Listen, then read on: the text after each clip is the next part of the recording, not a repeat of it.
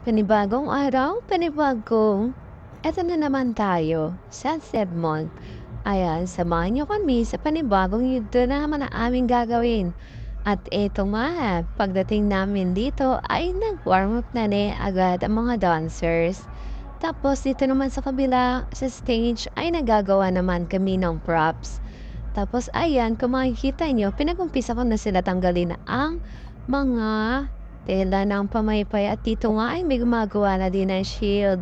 Tapos ayan, meron na na-late sa kanila kaya may solo warm up. At ito sa mga oras ito ay break time na subalit pinagkatuloy ng mga walang ginagawa ang kanilang mga props. At ayan, dito kami, nagbabalot kami ng kanilang shield.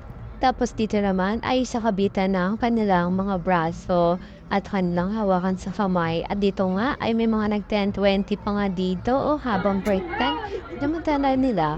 At dito guys, natatawa ko sa dalawang ito ay nagtatalo pa mga person.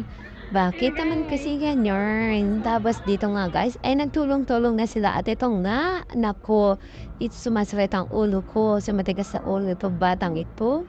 Ay, hindi nakikinig. May pagkakatamaran. At dito nga ay nag-start na ulit at lumipat pala kami ng pwesto guys kasi nga sa covered court ay may naglalaro na kaya pinaalis muna kami, pinasantabi muna kami. At ito, di ba? Kita niyo naman kung gaano katigas ang ulo, bawal nga mag-vape. Dahil sisingilin ko ng 30 pesos tapos hindi pa rin naman nagbigay. Di ba? Katigasan talaga ng ulo eh. Kaya nga nakakawa na rin talaga guys. At naalala niyo yung tinanggalan namin ng tela at ayun na nga guys, yun na yung ginawa nila sa pamaypay. At ito nga ang shield, napakaangas tingnan sa mga boys.